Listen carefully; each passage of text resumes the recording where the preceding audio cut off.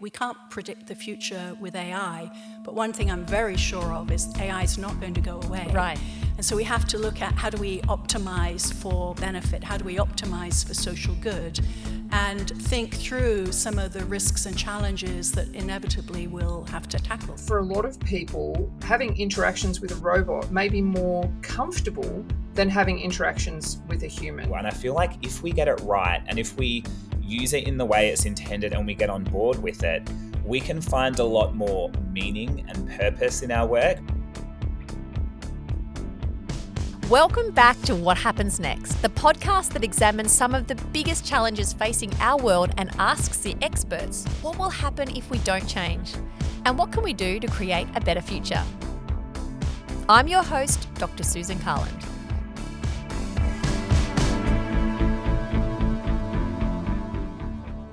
In our last episode, we explored how emerging technologies such as AI, deepfakes, and humanoid robots are blurring the lines between reality and fiction.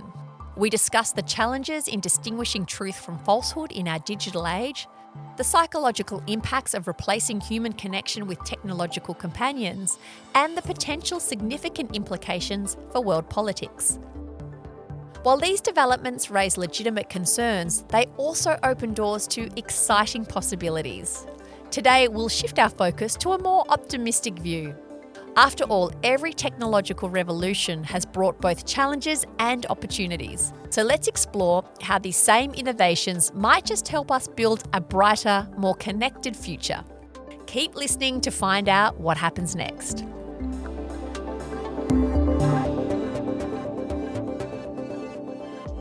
Hello, I'm Joanna Batstone. I'm the director of the Monash Data Futures Institute, and I'm a professor of practice in the Faculty of IT.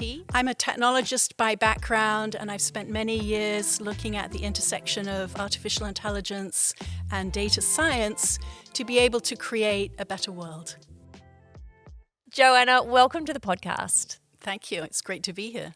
I want to start by asking you about the Data Futures Institute that you head. Tell us about the work you do there, and particularly what are you trying to do with our understanding about AI? Thanks. So the Data Futures Institute is Monash University's Artificial Intelligence Institute. We're focused on all things with respect to AI and data science.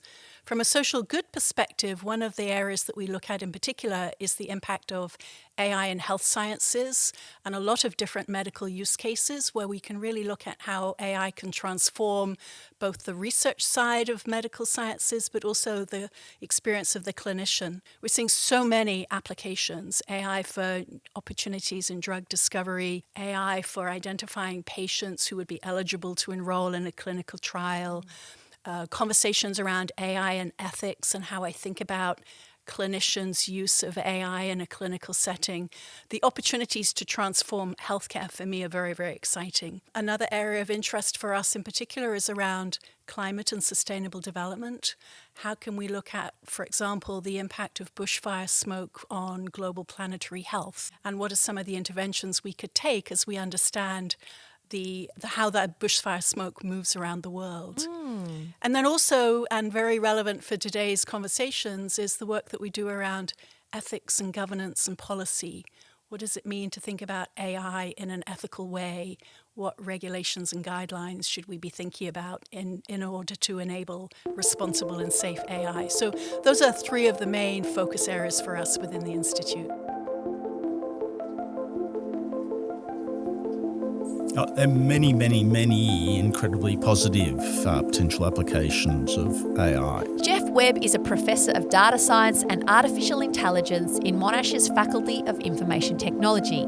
He also believes AI has enormous potential to help us untangle some of the world's wicked problems. So I'm about to go to Africa and I've been looking at news about AI in Africa, and the Africa Prize for Engineering has just been won by an amazing young woman engineer who has developed an AI system for monitoring crops.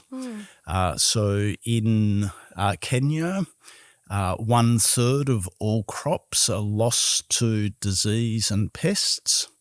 And this system, for just $3 a month, is able to observe the crop, and as soon as an infestation turns up, it sends a text message to the farmer saying not only what the issue is, but also what can be done to rectify it. So that's life-saving for many people. Absolutely extraordinary. Yeah. Absolutely extraordinary. Many applications in medicines, drug discovery, optimization of processes so they're more efficient, innumerable. It's limited really only by our imagination, as are the potential misuses. Yes. And we've got an amazing centre, the AI Lex lab, funded by the Federal Police, which uses AI to scan hard disks for images of child abuse, thereby helping to detect people who are doing terrible things and to help protect police officers from having to be a human having to watch terrible, that stuff. Yeah. terrible things. I mean, that seems like an obviously brilliant use of AI. And I guess it's like with any technology, isn't it, that there's going to be terrible society destroying uses and society helping uses. We focus a lot on the negative, though, when we talk about AI. Why do you think that is? It's a two-edged sword. I feel there are many, it's going to result in many great developments and also many terrible wrongs. Double-edged sword though it may be, this technology certainly offers promising possibilities for the economy, the future of work, and even human connection.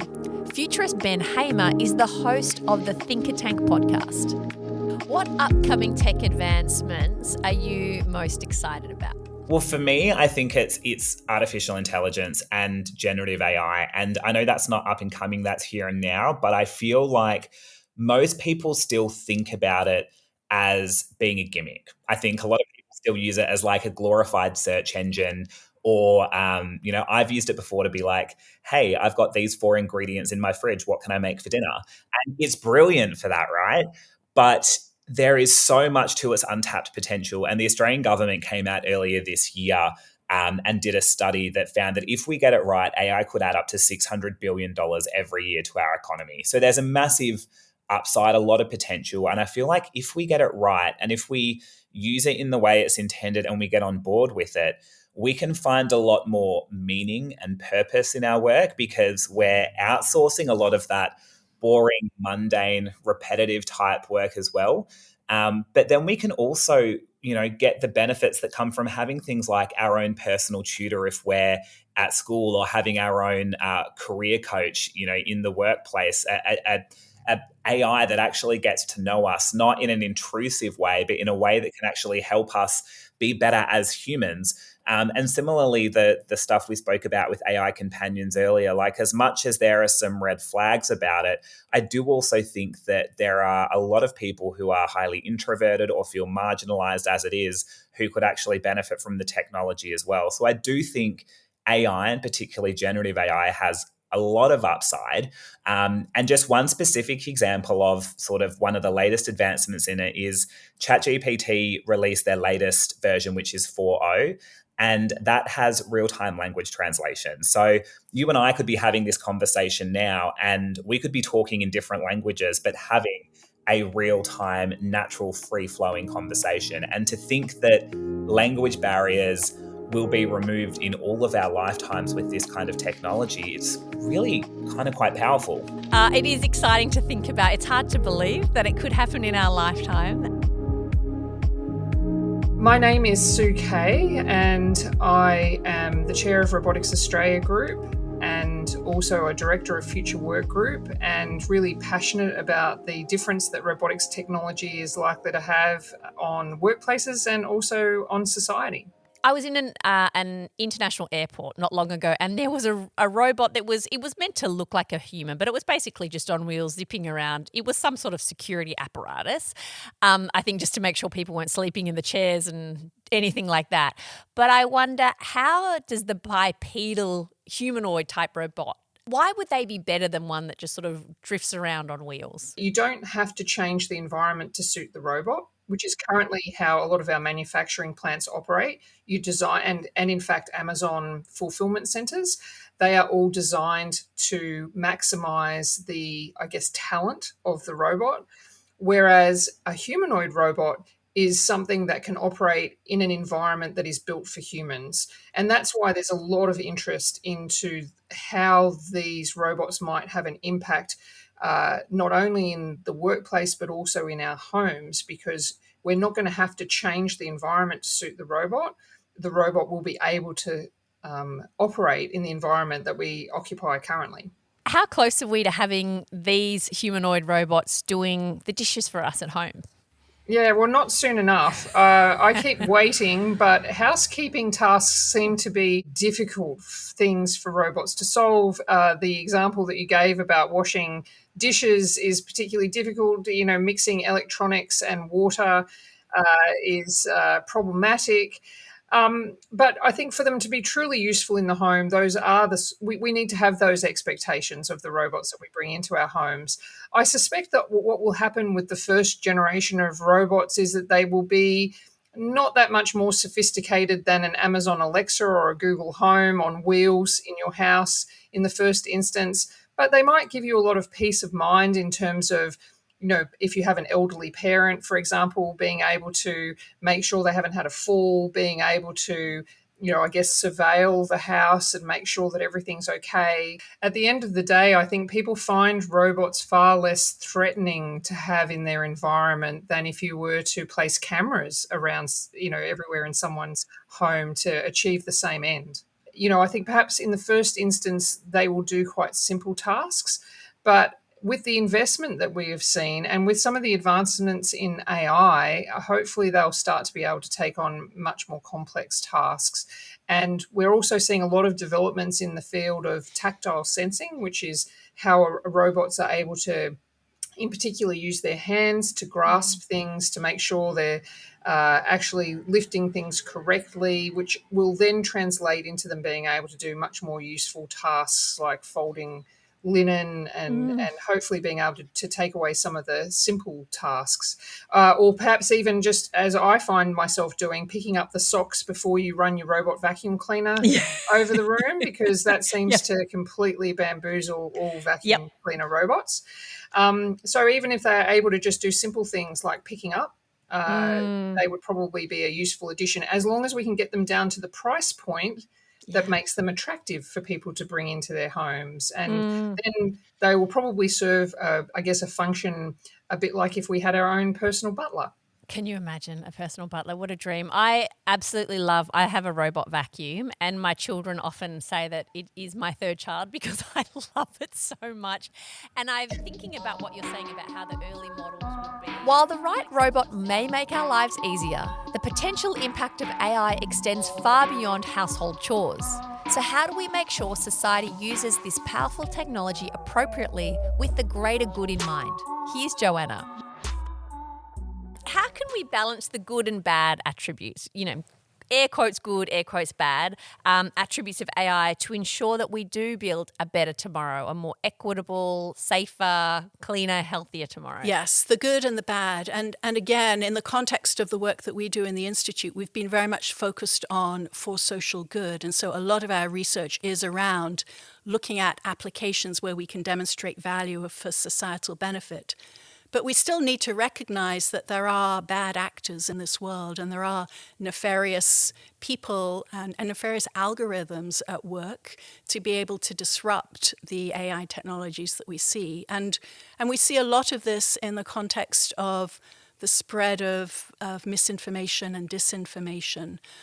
So getting that balance right, being able to be knowledgeable and be able to detect bad actors becomes an important part of the research agenda as well. And so being able to react, to get that balance of good versus bad, you can't just ignore the fact that there are aspects or use cases of AI that make us very uncomfortable. Why is this making us uncomfortable? What is problematic about this scenario? How do we get to an environment or a scenario where we are looking at a world where we are our aspirations really are to do no harm. And hence, what technology guardrails do we need to have in place to balance off that world of good versus evil? Because there will be evil actors in this journey of AI, but we need to be able to get the appropriate technology in place to catch them. Geoff says one of those guardrails must be appropriate legislation. We absolutely need legislation around AI. We already have laws which govern many aspects of acting nefariously, and I just need to make sure that they're equally applicable to online and high-tech forms of nefariousness as they are to old-fashioned ones. So the legislation we can possibly do is legislation preventing specific misuses of it. So saying you can't use the systems to generate images of a person saying something which would be libelous to claim they'd said, for example. Be very simple legislation, which would seem like a very good idea. Many governments were caught on the back foot when ChatGPT took the world by storm. Dr. Ben Hamer believes they need to catch up quickly. I think, we're also seeing that we need government to try and get ahead of the curveball as well. Because, when we saw the likes of generative AI and ChatGPT as example of one technology, it came about so quickly and its take-up was so significant that the regulators were falling behind and didn't know how to actually play catch up and how to get in front of it. And so it's almost like the technology got away from us, which is why you saw some big names coming out and saying, hey, can we put a ban for 6 months on developing this tech, which absolutely is not going to happen. But it just goes to show if that happened with AI and we're seeing the rise of extended reality, of deepfake technology and a whole heap of others, it is something that we need government to get on top of, and they need to be partnering closely with industry on it as well. I think as far as news is concerned, where we will see a lot more around, news websites who will be rated on how accurate their information reporting is, and we'll go to particular publications and it will have that rating and it might have a content warning for us, FYI, this particular outlet is known for potential misreporting in the past or whatever it might be. But beyond the realm of news, I think we're going to find that we're in some murky waters. As we discussed last week, the media we consume plays a major role in shaping our understanding of reality. Should media and tech companies be answerable for the spread of misinformation? Here are Associate Professors Stephanie Collins and Ben Wellings, part of the team behind Monash's Politics, Philosophy and Economics degree. I think the other thing would be holding for-profit entities to account. So Meta, X, the corporations that really benefit from the propagation of fake news because they keep people on their website, keep people scrolling and liking and engaging. I think probably as a society, as a globe, we're not really doing enough to hold those kinds of entities to account. Meta are showing how out of touch they are and how arrogant they are. I don't know what that looks like. What we need is for social media to acknowledge that it has these a are social multinational entities, no one government can rein them in. But I would say politically, that's important too. There have always, not always, but for a long time, there have been transnational organisations that mediate our news, like newspapers, right? And I think that just technology got a little bit ahead of our critical faculties maybe in the last decade.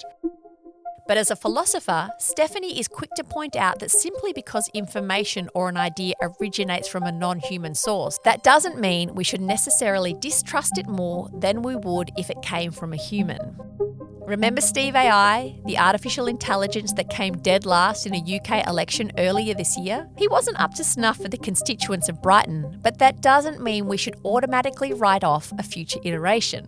I'm wanting to push back on the thought that just because it comes from a bot or comes from AI, it's therefore morally untrustworthy. I think particularly when it comes to moral questions, right? If Ben tells me what I should or shouldn't do with my life, I always take that with a grain of salt, right? Sorry, Ben. Always question it. We should, of course, have the same attitude to AI. I'm not saying we should just blindly follow them. But maybe when it comes to the moral questions, we trust that we kind of take them with the same grain of salt with which we take other humans. Have the same level of skepticism that we have towards our current MPs. And I guess the people of Brighton just don't have that trust, and I'm with them on our current AI. I'm sure Steve AI probably doesn't engender the kind of right to trust that I'm sort of suggesting maybe future AI will. But if there came to be an AI that did kind of give compelling answers to moral questions, why not have it in the mix is what I'm saying. So how do we build ethical technology that we can trust to consider moral questions in its decision-making?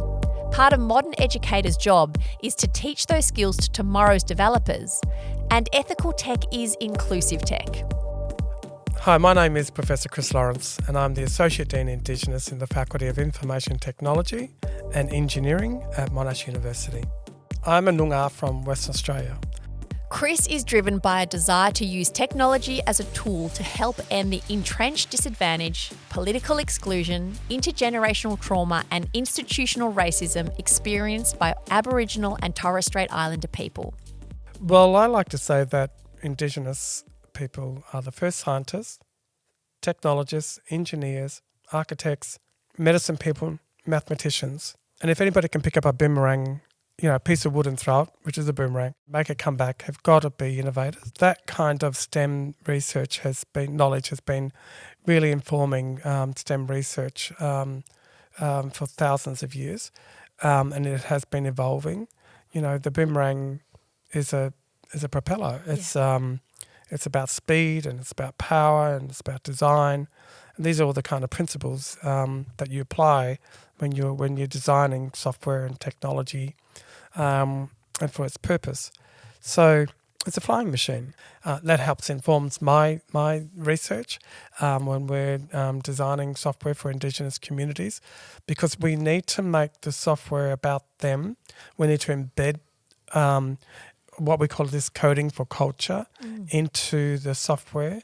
So that's about being able to include Indigenous people's identities, their languages, their relationship structures, their totems, their moieties, and being able to make it as user-friendly and as kind of indigenize it as much as possible, so that you can actually get Indigenous people to use the software, which is what you want to do for all users, right? That's what the kind of gold standard is, because if you want the software to be successful, you've got to target the group that you're actually trying to make it for. Can you provide us with a brief overview of how Indigenous knowledge systems can inform new and emerging technologies? Well, first you have to embed it into the curriculum, and that's the challenge. And so getting the curriculum to include Indigenous content and case studies that are relevant to those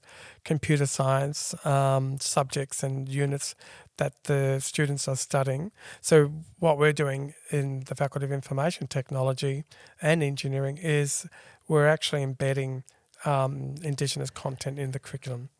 So we're creating this Indigenous graduate attribute, which means that all students, including Indigenous students, will have a Indigenous graduate attribute where they will understand how to, who are Indigenous people?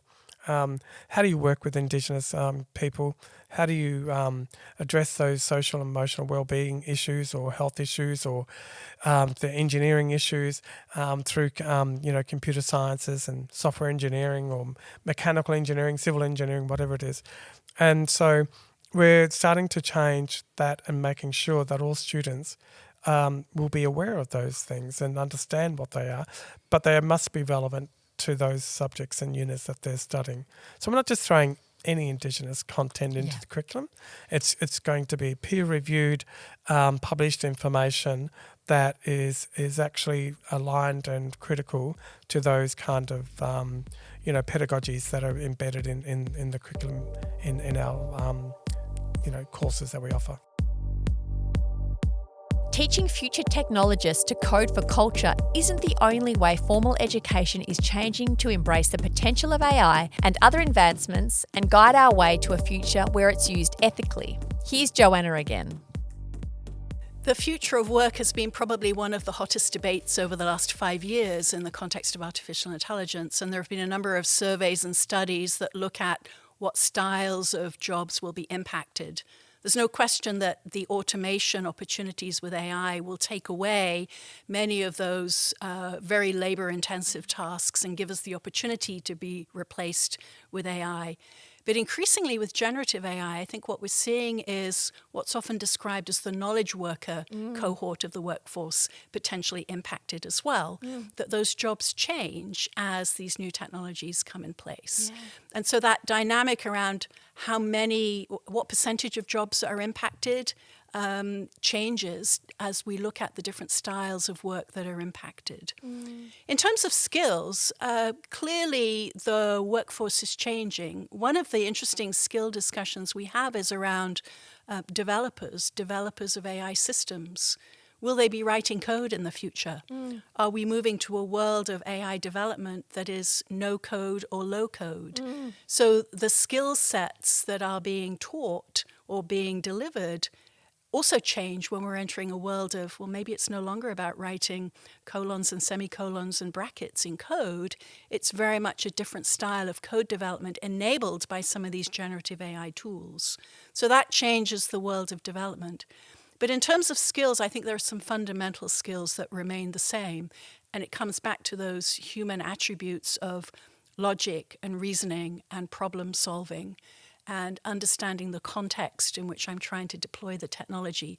And those skills will remain the same. But the technical skills, I think, will shift. And the way that workforces change will shift. And I think we'll see AI really transforming every segment of the population, whether you're an HR professional or a finance professional or an academic in university, your job will change. Are you and I going to be out of a job?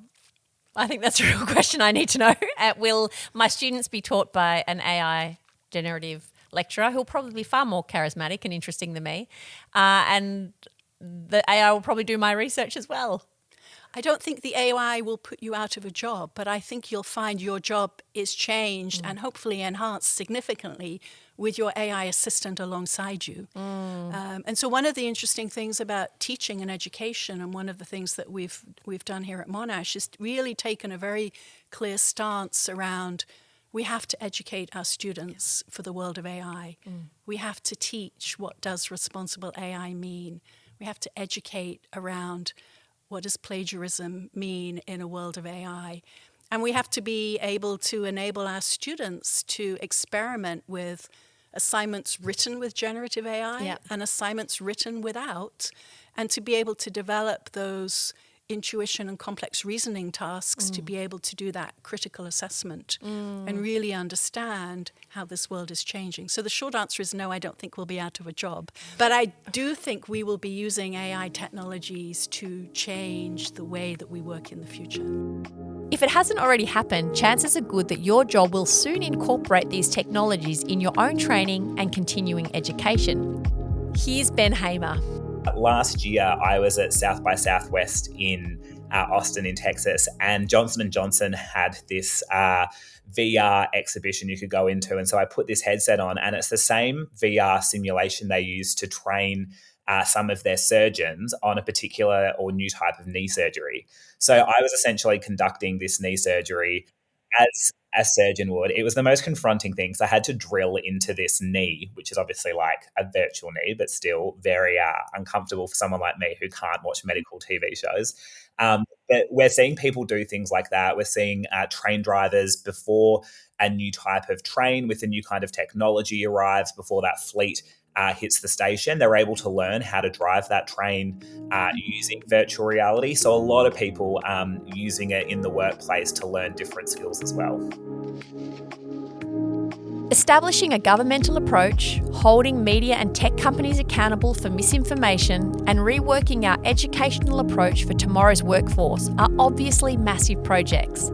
Happily, some are already in the works. While we're advocating for progress in these major areas, Joanna says there are things we can do on an individual level to encourage responsible use of these new technologies and help our communities think critically about the nature of reality. How do we optimise for social good? Is it just legislation? Is there more to it than that? I think there's more to it than just legislation. The problem with legislation and rules is rules are often made to be broken. So it's not just about the rules and regulations, but it is around a societal desire for looking at how do we enable the best opportunities with AI.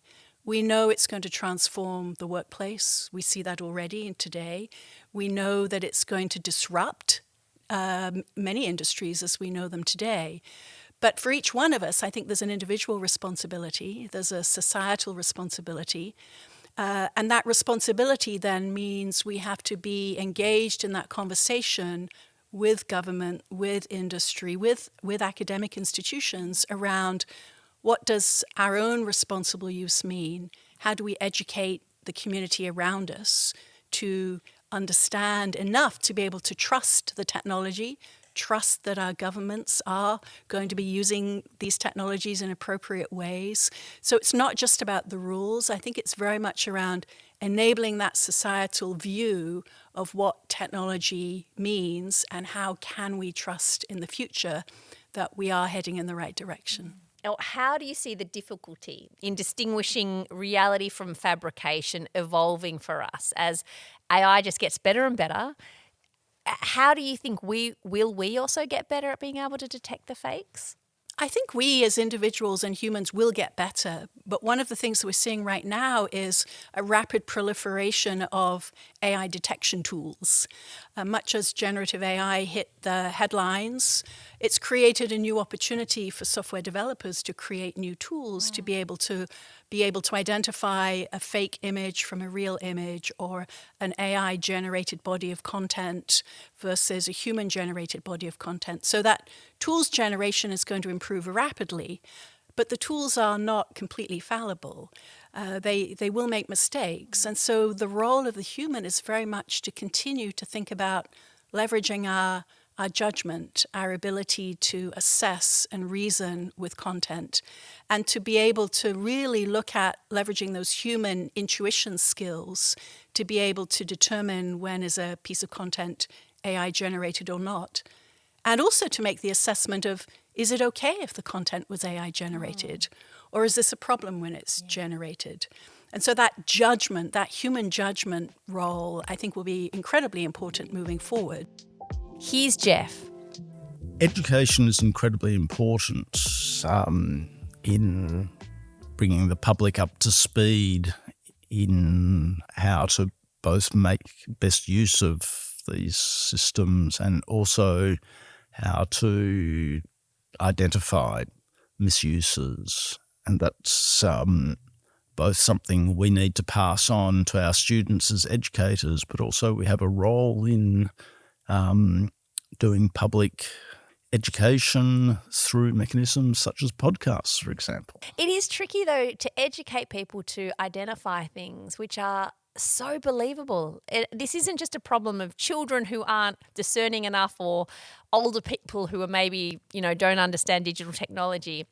These things trick everybody. The fake generative AI images or videos. I've had intelligent, educated people my age or a bit younger send me videos and I've said, I don't think that's real. I don't think they said that. But we just accept it. And I'm wondering how viable, especially as it's only ever improving, how viable is it really for us to teach people to identify what is by design indistinguishable from truth?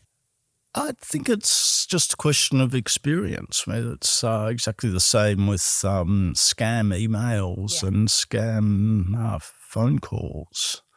When you're not exposed to them, when you're not educated about them, you very easily fall victim to them. But with experience and with education, you can learn that you need to be extremely cautious. Turn up the critical faculties in our minds about everything we get sent on WhatsApp. Absolutely. And when it comes to attuning your critical faculties to see through different political realities to the truth, Stephanie and Ben have some thoughts. What advice would you have from both of your professional expertise to the average person at home that is observing, we've got elections coming up, there are big elections that are coming up around the world, we've just had big elections around the world, and they want to know, how do they know what they can trust is true that's coming at them, generally through the media, social media, mainstream media. What lens would you recommend that they try to bring to what they're encountering to have some sort of confidence in what they're seeing or reading? I would say diversity of sources would probably be my number one. And this, really goes back to, you don't even need to introduce technology to make this point. It goes back to standpoint theory, right? The idea that humans occupy different standpoints. We have different experiences that gives us different insights into different aspects of society and politics. We should always be seeking to be informed by a wide array of standpoints. And I think that goes as much, if not more so, for media consumption as for kind of personal relations. That would probably be my number one. And so I think for me, what comes out of all this is that really the real importance of epistemic humility, right? So that just because my favorite politician says something doesn't mean I arrogantly go around asserting that thing, because that person could be wrong, maybe non-culpably, right? Maybe they've just got the wrong sources, or that, they've made a mistake that day or whatever. But it becomes then really important to listen to a wide range of voices, to try and verify yourself what you can. I know we can't go around checking all the facts in manifestos, has been suggested, but to, where you can, try and do that. And just any belief that you hold, don't hold it with 100% conviction. So for me, the response to a lot of this stuff is humility.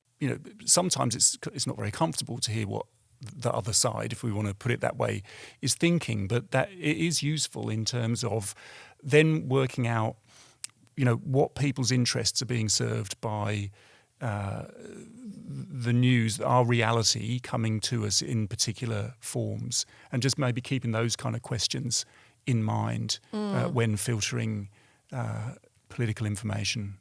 I think also, what do you think about just the need to talk to people in real life? Make sure you don't have a group of friends that all thinks exactly what you do. Yeah, this is really important, but it's also not always easy. No. And I suppose I sort of draw back on people I've known for quite some time and whose opinions may have diverged with mine, and for whatever reasons. But I do think it is important to do that, and even just kind of casual conversations can be useful to just get a little sense of like why it matters to people and how important it is. I think as well, with the people that you disagree with, sometimes trying to reach agreement, at least on some emotional level, about what matters. So community matters. I don't know, family matters, right? There's gonna be a level at which you can reach agreement, trying to get there with people, and then seeing how it is that based on that we both got to these really different political positions. Even that can be helpful. Yeah, agreed. The sign to me that I need to talk to a human being is when I hear about a group who has a totally different view to me politically, and my first thought is, but how could anyone think that? That's my sign that I need to go and speak to someone from that group and go, why do you think that? Because I literally can't imagine how you got to that point. It makes no sense to me. But then, like you said, it's hard to find those people. But to be fair, that's actually when social media can be really useful, because that can be when you find those people and go, okay, I'm going to find the guy who votes like this and this is his hobby, and I'm going to follow him online and go, okay, now I can understand why you're into hunting and why that's really important to you. And that actually makes sense to me now. I think it's also important that we don't always have to, not all relationships have to be political. Yeah. So I think I have some friends who have very different political opinions from me from childhood mostly. We don't really talk about that stuff, but I know that the people who have those beliefs are humans who I care about and who I love. And sometimes even that can get you a long way into being like, so okay, maybe there's some overlap in our ontologies, even if it looks like there's not. Yes, we don't reduce everyone else to being either evil or stupid if they don't agree with us. Whether we like it or not, we're on the brink of a new era, one that will change the way we learn, work, vote, and even think about the world. It can feel frightening, but there's also room for optimism. Here's Professor Joanna Batstone.